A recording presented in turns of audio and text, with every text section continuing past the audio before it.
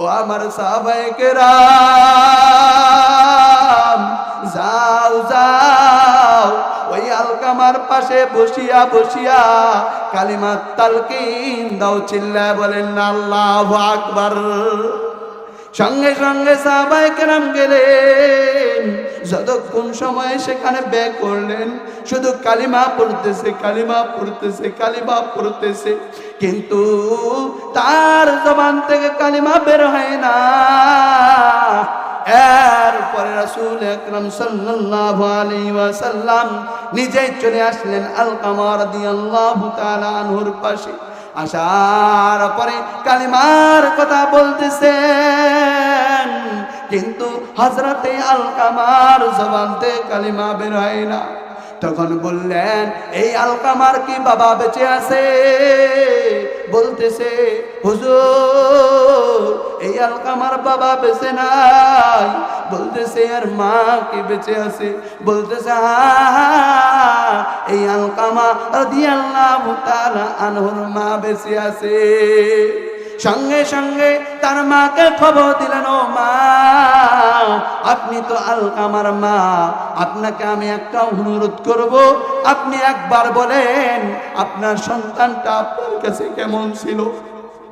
সঙ্গে সঙ্গে মা দুঃখিনী চোখের পানি ফালায়া ফালায়া ফালায়া, এইরকম জবান থেকে কোনো কথা বের হয় না।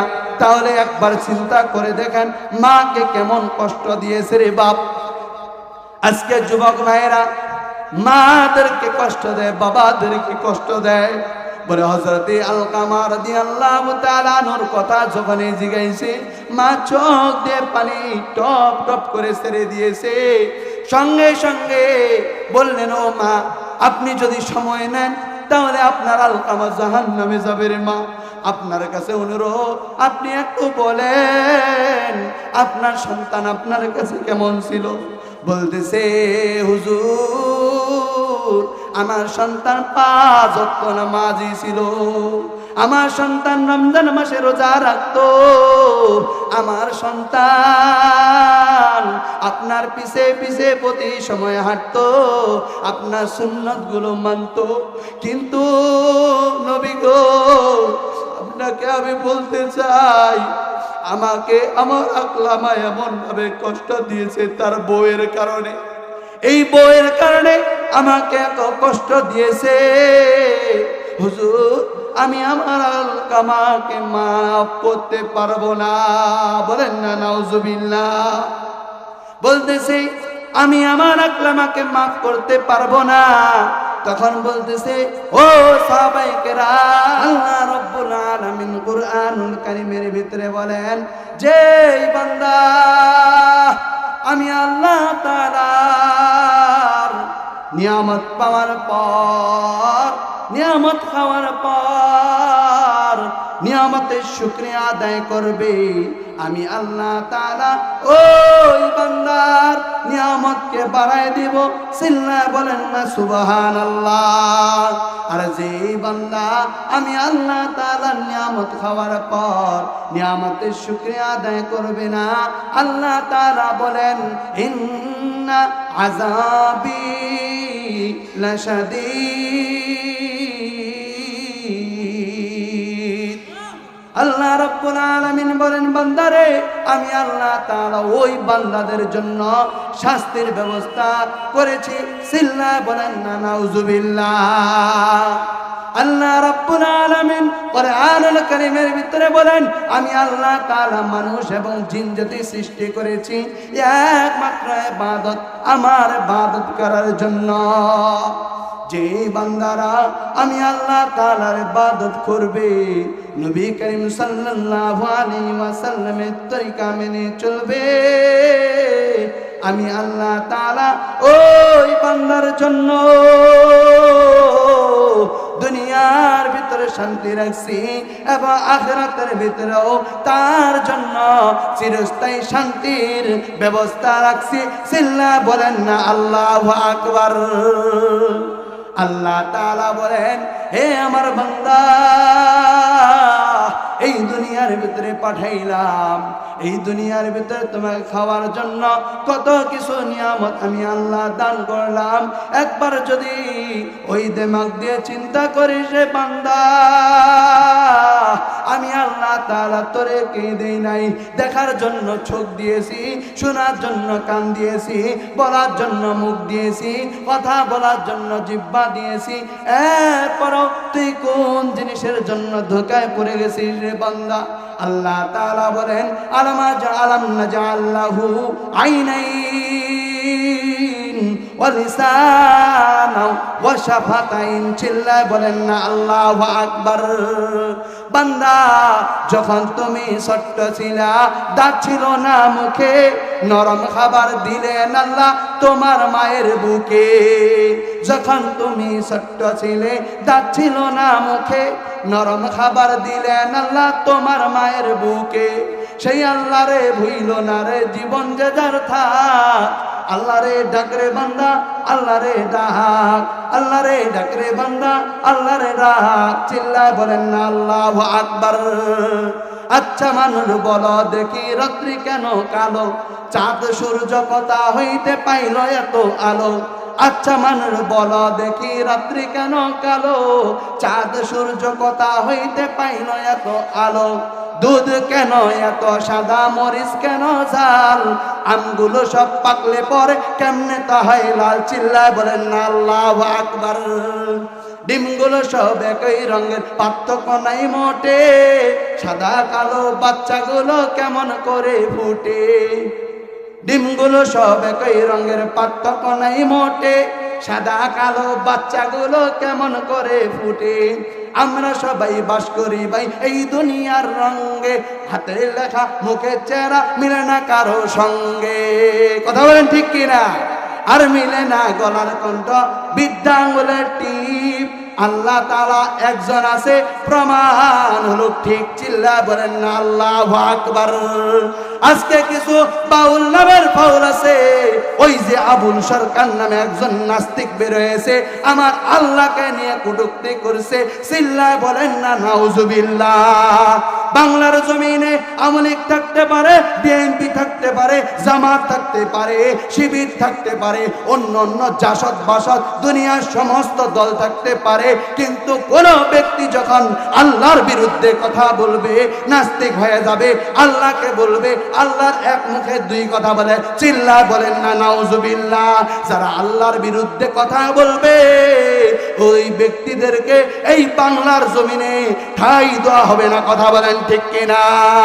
নাস্তিকতা নিপাত, দিন ইসলাম জিন্দাবাদ, কোটি প্রাণে একই আওয়াজ। খোদাদ্রোহী সার পাবে না, এই বাংলায় ঠাঁই হবে না, মুসলমানরা জেগেছে আজ। নারায়ে তাকবীর, নারায়ে তাকবীর, নারায়ে তাকবীর। মুসলমানের এই দেশেতে নাস্তিকদের ঠাঁই নাই। নাস্তিকদের পক্ষে গেলে তাদের কোনো রক্ষা নাই। মুসলমানের এই দেশেতে থাকতে হলে কোরআন মানতে হবে। মুসলমানের এই দেশেতে থাকতে হলে কোরআন মানতে হবে। কোরআন না মানলে তারা বিতাড়িত হবে। ঠিক কিনা? এই জন্য আমি বলতে চাই, ওই আবু সরকারকে যেহেতু প্রশাসনের বাইরা তাকে গ্রেফতার করেছে, আমি এই মঞ্চ থেকে 4 মাইল থেকে বলতে চাই, এর উচিত বিচার এমন ভাবে করবে যেন বাংলার যত নাস্তিক বেঈমান আছে তার বিচার দেখে থর থর করে কেঁপে ওঠে। কথা বলেন ঠিক কিনা? আজকে যদি মুসলমান আল্লাহু আকবার নারায়ে তাকবীরের হুঙ্কার দিত, ওই যে ভারতের ভিতরে আমার একজন বোন, মুস্কান নামে বোন, তিনি হিজাব পরে স্কুলের মধ্যে গেছে। বোনকে বলতেছে তুমি হিজাব পরে স্কুলের ভিতরে আসতে পারবা না।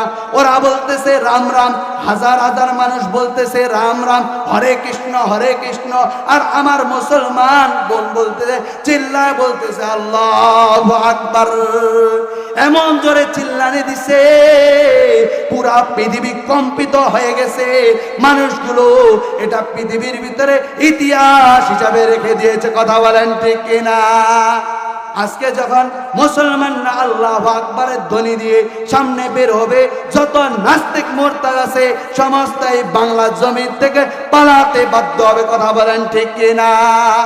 আগে বলতো তোমরা মুসলমানরা, তোমরা হুজুররা বলে পালানোর জন্য গর্ত খুঁজে পাবা না, কিন্তু আমরা দেখলাম 2024 সালে 5 আগস্টে কে গর্ত পাইছে আর কে গর্ত পায়নি। কথা বলেন ঠিক কিনা? আমি কারো বিরোধিতা করতে চাই না। আল্লাহর কোরআনের যখন বিরোধিতা করবে, ওরে মুসলমান, আল্লাহর কোরআনের যখন কোন ব্যক্তি বিরোধিতা করবে, আল্লাহ বলেন আমি আল্লাহ ছাড় দেই কিন্তু বান্দাকে ছেড়ে দেই না। যখন ধরব তখন ওই বান্দাকে আর ছাড় দেওয়া হবে না। কথা বলেন ঠিক কিনা? আল্লাহর নবী সাল্লাল্লাহু আলাইহি ওয়াসাল্লামের একজন সাহাবী, তার নাম হলো হযরতে আলকামা রাদিয়াল্লাহু তাআলা আনহু। বাবাজিরা যেহেতু বসছেন, একটু আগে আগে আসেন, মেহেরবানি করে আগে আগে আসেন। আমরা শুনেছি যদি কোনো বান্দা 1 বিঘত দ্বীনের জন্য অগ্রসর হয় তো আল্লাহ তাআলার রহমত তার দিকে 2 বিঘত অগ্রসর হয়ে যায়। চিল্লায় বলেন না আল্লাহু আকবার। যে ব্যক্তি আল্লাহ তাআলার দ্বীনের জন্য হেঁটে হেঁটে আসে তো আল্লাহ তাআলার রহমত তার দিকে দৌড়াইতে দৌড়াইতে থাকে। বলেন না সুবহানাল্লাহ। আমার খুবই অল্প সময়, খুবই শর্ট, যার কারণে আমি সংক্ষেপে বলে শেষ করে দিব। আমার বাসা এই জগদলের পাশে। তো আল্লাহ তাআলা তার রাসূলের মাধ্যমে আমাদেরকে ঘটনাগুলো জানাই দিয়েছেন।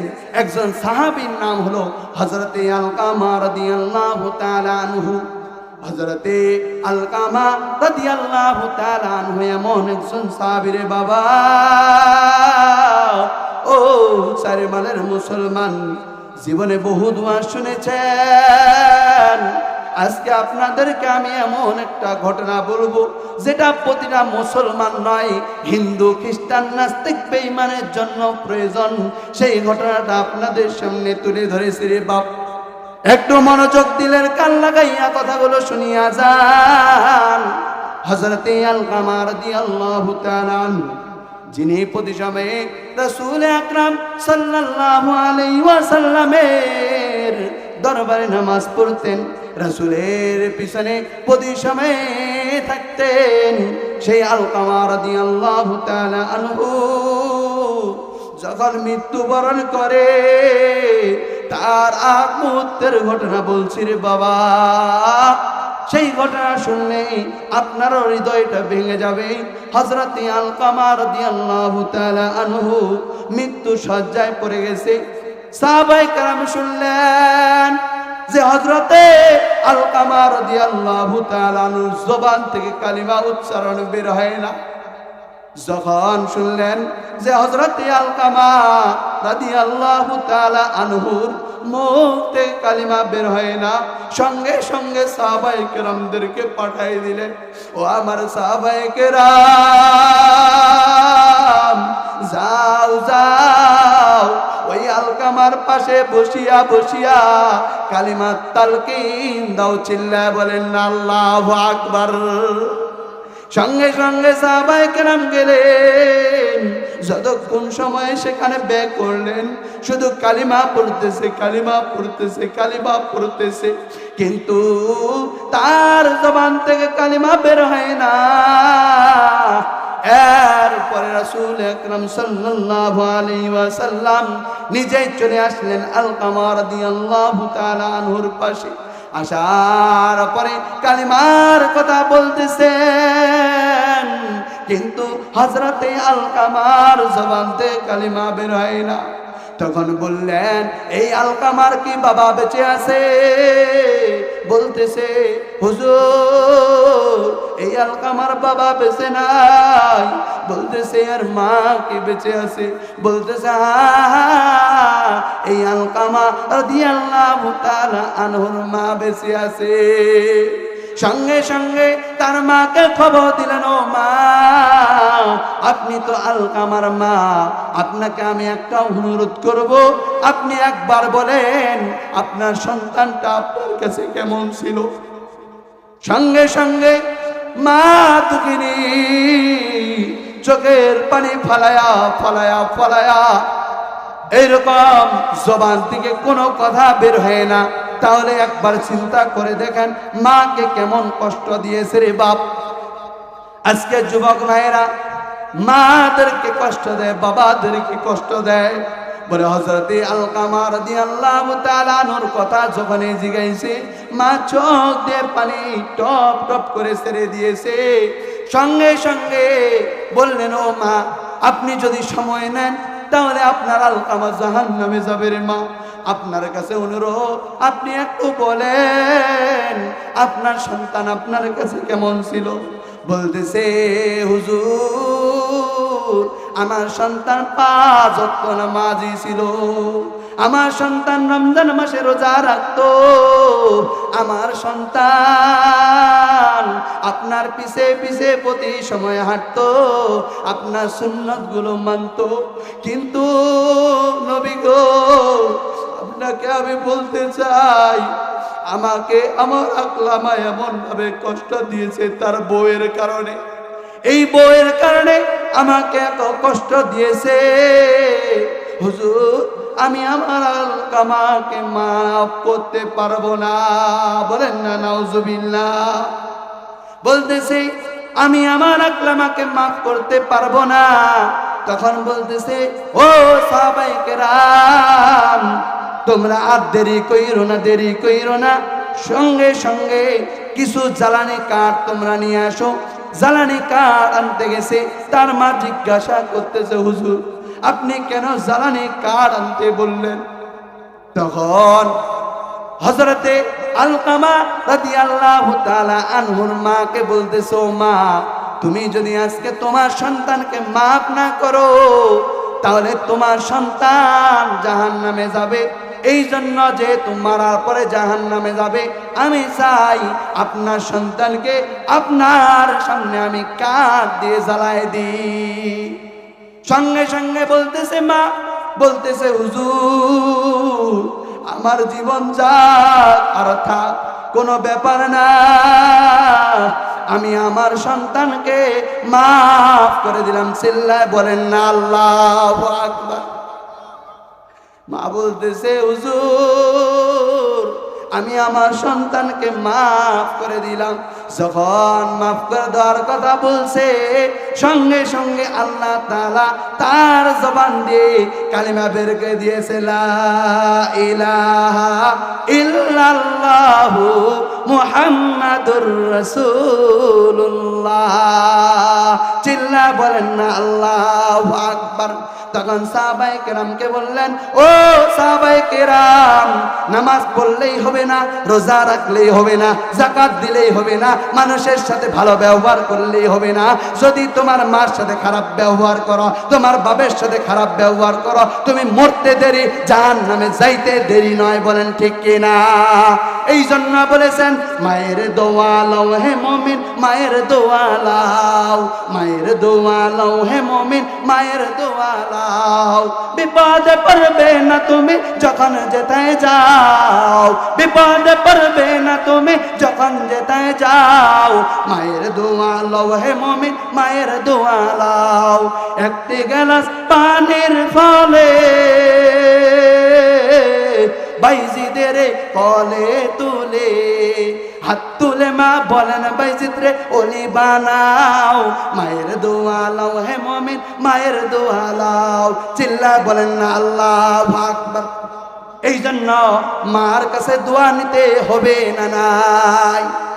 আমার এখানে যেই ভাই আমাকে আলোচনা করার সুযোগ করে দিয়েছেন, সেই ভাইয়ের কথা আমি বলি। তিনি বলতে, হুজুর, আমার মনের নিয়ত হলো আমি যতদিন বেঁচে থাকবো ততদিন এই মাহফিলটা আমি করার চেষ্টা করব। তো ওই ভাইয়ের জন্য আমি বলি, ভাই, আপনি নিয়ত করেছেন আপনি মরে যাবেন, কিন্তু আপনার কবরে অটোমেটিক আল্লাহ থাকবে। বলেন সুবহানাল্লাহ। আজকে যদি আমার এই কথা বা এই মাহফিলের দ্বারাই একটা মানুষ একটু হলেও আমল করার নিয়ত করে, যেই ব্যক্তিরা টাকা দিয়ে, মাল দিয়ে, সম্পদ দিয়ে, সময় দিয়ে, ব্রেন দিয়ে, বুদ্ধি দিয়ে যারা এরকম ব্যবস্থা করেছে, প্রত্যেকটার আমল নামায় আল্লাহ তাআলা অটোমেটিক সওয়াব পাঠায় দিবে। চিল্লায় বলেন না আল্লাহু আকবার। এই জন্যে আপনাকে আমাকে কি করতে হবে? আপনাকে আমাকে আমলের দিকে আসতে হবে। এই জন্যে আমল যদি না করি আপনা আমার কোনো লাভ নাই।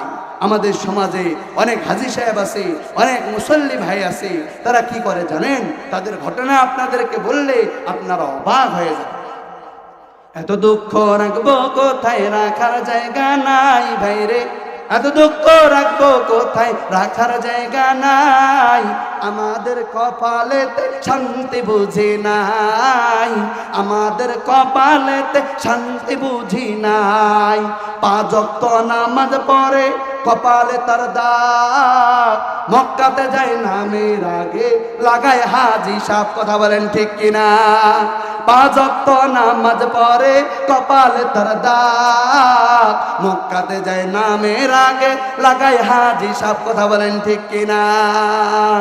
চা দোকানে বৈশা হাজি, চা দোকানে বৈশা হাজি টেলিভিশন চাই, চা দোকানে বৈশা হাজি টেলিভিশন চাই। হিন্দি গানের তালে তালে পা দুটি নাড়ায়, হিন্দি গানের তালে তালে পা দুটি নাড়ায়। কথা বলেন ঠিক কিনা? আজকে আপনা আমার মানুষগুলো টাকার জন্য পাগল, বাড়ির জন্য পাগল, গাড়ির জন্য পাগল, কিন্তু মাঝে খায় না, মাঝে খাবার পায় না। ওই মার জন্য সন্তান একবারও চিন্তা করে না, ওই দরবারে নিয়ে যায় গরু।